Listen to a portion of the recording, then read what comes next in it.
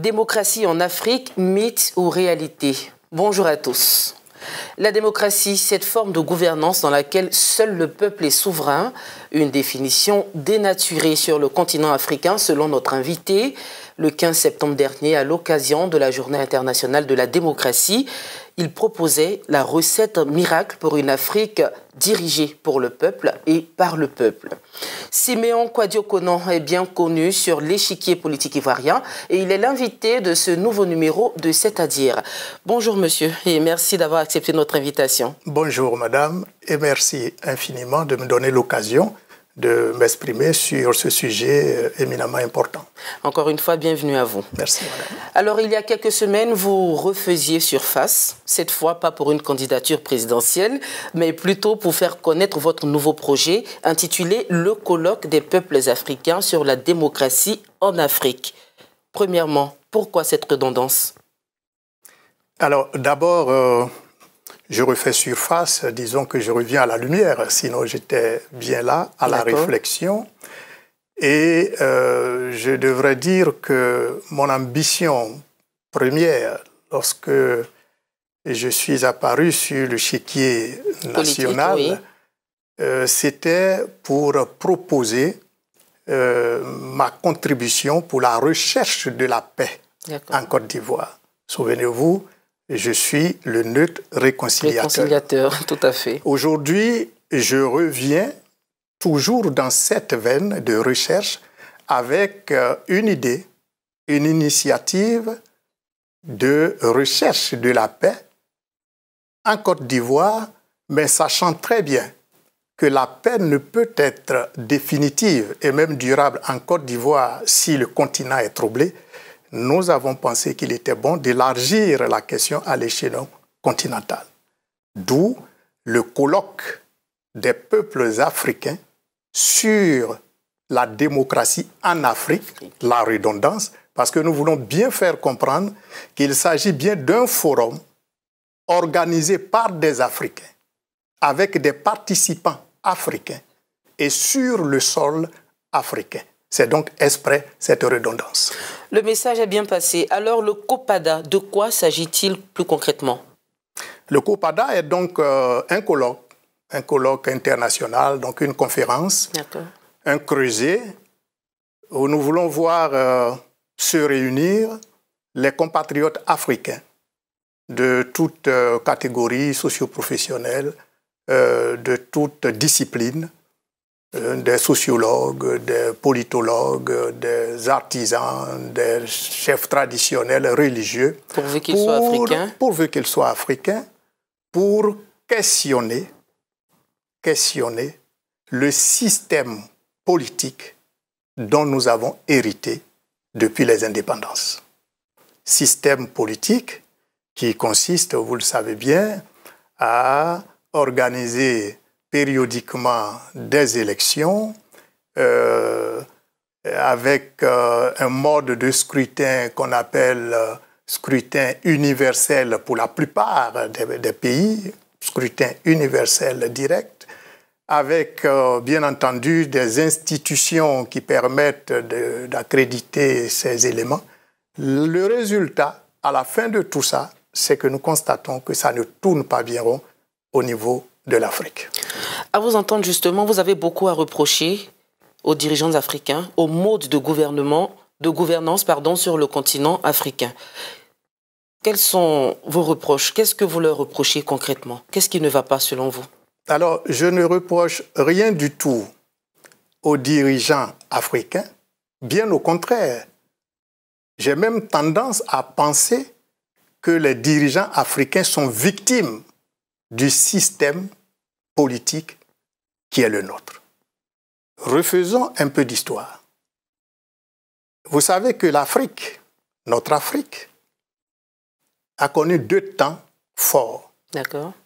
Un temps avant la colonisation, donc avant la pénétration des Blancs. D'accord. Cette Afrique précoloniale, oui, de l'avis de tous les historiens, de tous les sociologues, était une Afrique paisible, pacifique. Quand on arrive à l'Afrique d'aujourd'hui, l'Afrique actuelle, l'Afrique des indépendances, le constat qui est incontestable, c'est que il n'y a aucun pays qui ait échappé, malheureusement, aux troubles. En 60 ans d'indépendance, le berceau de l'humanité s'est transformé en berceau des guerres, des affrontements, n'est-ce pas, et des troubles.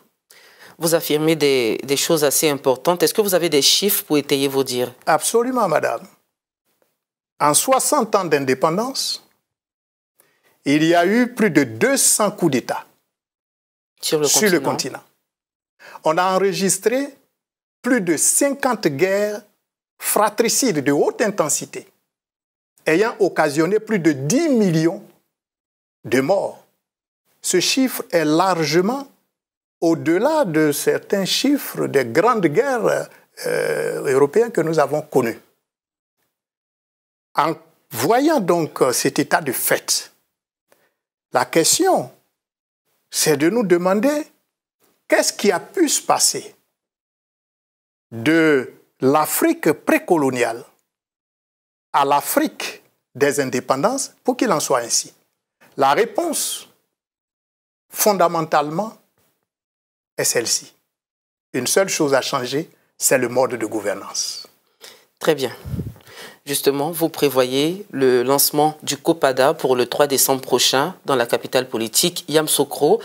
Pourquoi avoir choisi Yamoussoukro et non Abidjan, par exemple? Étant donné que l'événement se passe en terre africaine de Côte d'Ivoire, Yamoussoukro étant la capitale politique de la Côte d'Ivoire.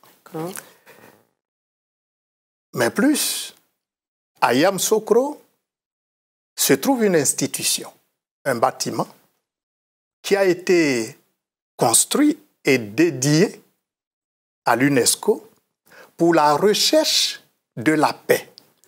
Il est dit que partout où la paix serait troublée, si les protagonistes arrivent dans cette maison, s'asseyent et dialoguent, ils trouvent toujours la solution. Nous avons des exemples. Avec la paix par rapport à la guerre au Libéria, un certain nombre d'événements ont eu lieu là. Donc, nous l'avons fait, pour rendre hommage, n'est-ce pas, au président Félix Houphouët-Boigny pour cette belle œuvre et pour cette vision de la paix, mais surtout parce que nous voulons que ce jour-là, la capitale politique de la Côte d'Ivoire qui a fait une promesse au monde, ça s'entend dans son hymne national. C'est la Côte d'Ivoire qui a promis, n'est-ce pas, bâtir une nouvelle espérance, un modèle, n'est-ce pas, d'humanité, d'hospitalité. Si nous prenons cette décision depuis la Côte d'Ivoire, nous ne faisons que acter la promesse de nos pères fondateurs au monde entier. Monsieur Kouadio Konan Siméon, tout cela est très beau à entendre, tout cela donne de l'espérance, de l'espoir, mais tout cela ne serait pas si beau si vous n'associez pas les dirigeants politiques ivoiriens. Bien entendu, ça serait impossible de le faire. Et c'est la raison pour laquelle nous avons non seulement informé les autorités ivoiriennes, mais nous avons sollicité leur bénédiction et leur implication. Nous avons, par exemple, là, sollicité le président de la République, que nous souhaitons voir accepter le haut patronage de cet événement. D'accord. Et bien entendu, comme c'est une activité panafricaine, nous souhaitons aussi qu'au président de la République de Côte d'Ivoire soit associé le président en exercice de l'Union africaine. Et tout cela se fait sous le parrainage de l'ancien président de la République fédérale du Nigeria, le président Olusegun Obasanjo, avec le soutien, l'appui institutionnel de l'Union africaine. Est-ce que vous vous sentez soutenu par les autres communautés africaines dans votre combat?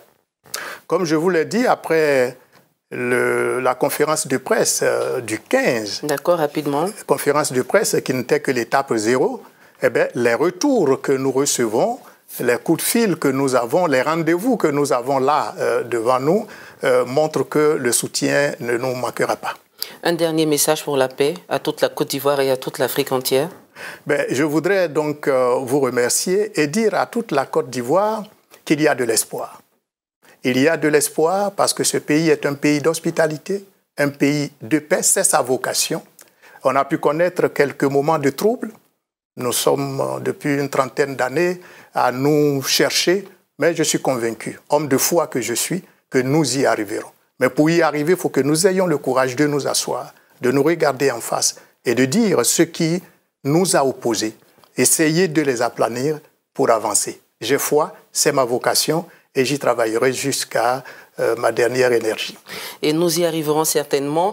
Siméon Kouadio-Konan, je rappelle à nos téléspectateurs que vous êtes l'initiateur du colloque des peuples africains sur la démocratie.